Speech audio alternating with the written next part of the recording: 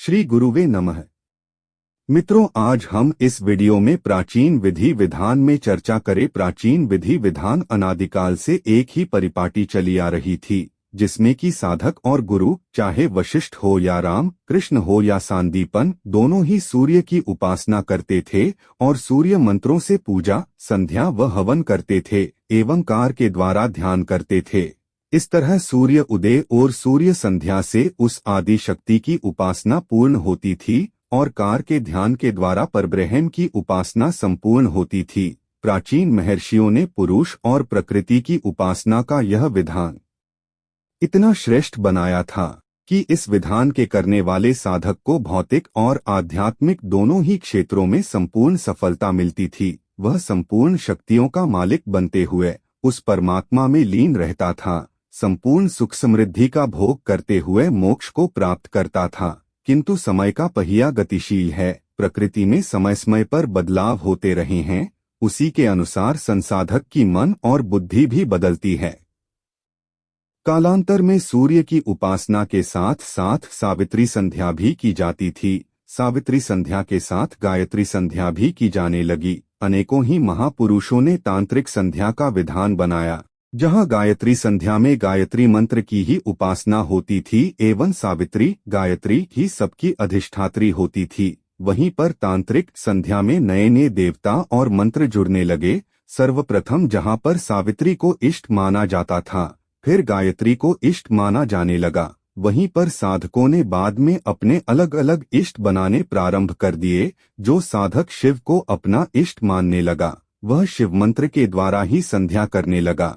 यह शिव की तांत्रिक संध्या कहलाई। इस संप्रदाय को मानने वाले साधकों ने जो अपना मत बनाया, वह एक शैव मत कहलाया। भगवान शिव के उपासकों में घंटाकर्ण नाम का एक ऐसा उपासक भी हुआ, जिसने अपने कानों में घंटे लटका लिए। अगर उसके सामने कोई भी व्यक्ति या साधक भगवान शिव के नाम के अलावा किसी भी दूसरे देव का नाम लेता था, तो वह अपने सिर को हिलाने लगता था, जिससे कि उसके कानों में बंधे हुए घंटे बजने लगते थे और किसी दूसरे देव का नाम उसे सुनाई नहीं पड़ता था। इसी तरह शैव मत के बाद वैष्णव मत सामने आया, जिसमें कि राम कृष्ण और विष्णु की मूर्ति रूप में सुंदर प्रतीक बनाए जाने लगे और विष्णु के मंत्रों के द्वारा ही संध्या की जाने लगी। उसके कुछ समय बाद 3.10 महाविद्या सामने आई और इन महाविद्याओं के मंत्रों के द्वारा तांत्रिक संध्या करने वाले साधक शाक्त कहलाए। यहीं से कलियुग का प्रारंभ हुआ और धीरे धीरे यह तीनों ही मत फलने फूलने लगे। जिस तरह गायत्री संध्या के बाद तांत्रिक संध्या आई, उसी तरह शक्ति मत के भी 2 मत हो गए। शक्ति मत में 10 महाविद्याओं की तांत्रिक संध्या करने वाले व्यक्ति 2 कुलों में विभाजित हो गए। एक श्रीकुल कहलाया एवं दूसरा कालीकुल। यहाँ तक दोनों कुलों की उपासना करने वाले तंत्र के साथ साथ ब्रह्म को भी मानने वाले थे। धीरे धीरे ये दोनों कुल भी 2 भागों में बंट गए, एक दक्षिण मार्गी और दूसरा वाम मार्गी। दक्षिण मार्गी उनको कहा गया जो कि कालीकुल के अंतर्गत आने वाली शक्तियों की उपासना सात्विक रूप से करते थे। प्रारंभ में दोनों कुलों के उपासक सात्विक ही थे, किंतु बाद में जब इसके 2 भेद हो गए तो दक्षिण मार्गी सात्विक कहलाए एवं वाम मार्गी तामसिक। सात्विक मार्ग में अनादिकाल से लेकर आज तक बहुत कम बदलाव आया। जो थोड़ा बहुत बदलाव आया तो वह यह था कि अपने इष्ट के सामने प्रतीक रूप में घी की बजाय तेल का दिया जलाना। आज भी कुछ साधक शक्ति मार्ग में घी का दीपक जलाते हैं, तो कुछ सरसों के तेल का और कुछ तिलों के तेल का। दूसरा जो बदलाव आया वह वस्त्र का था। सात्विक शक्ति उपासक अपनी इच्छा के अनुसार सफेद या लाल कपड़े का इस्तेमाल करने लगे, जबकि तामसिक साधक अधिकतर काले कपड़ों का इस्तेमाल करने लगे। कोई काली को बड़ा मानता तो कोई तारा को और कोई श्रीविद्या को। अनेकों ही शक्ति की साधना उपासना करने वालों ने अपने अपने ग्रंथ लिखे और अपने अपने इष्ट को संपूर्ण बताया। छोटे बड़े का मतभेद बढ़ता चला गया, किंतु अंतःकरण से सभी उस अनादि शक्ति को ही अपने इष्ट रूप में मानते थे।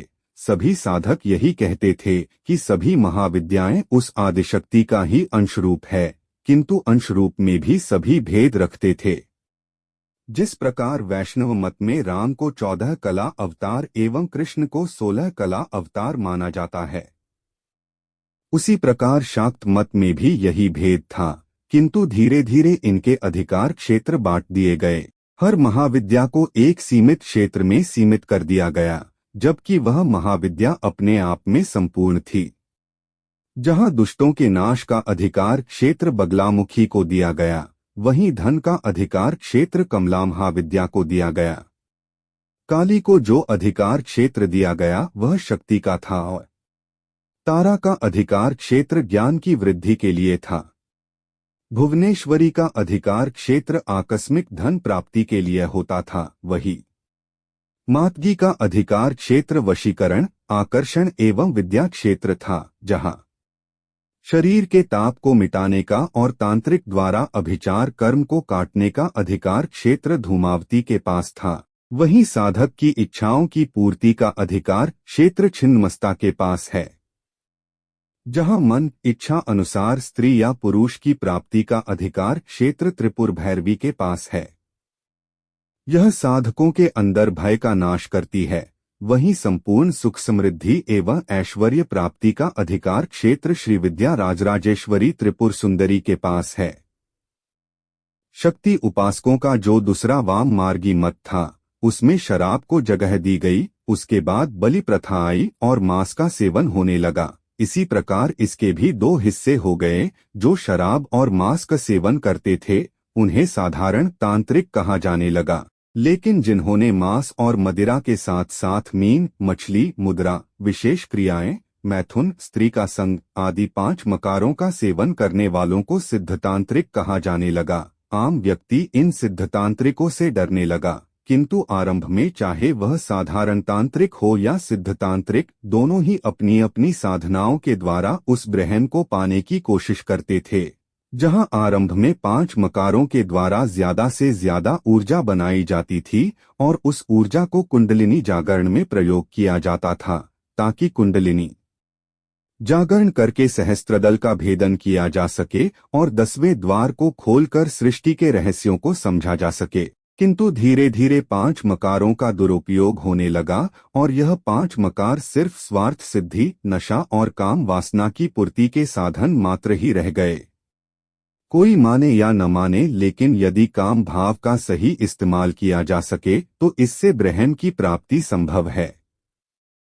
इसी वक्त एक और मत सामने आया जिसमें कि भैरवी साधना या भैरवी चक्र को प्राथमिकता दी गई। इस मत के साधक वैसे तो 5 मकारों को मानते थे, किंतु उनका मुख्य ध्येय काम के द्वारा ब्रह्म की प्राप्ति था।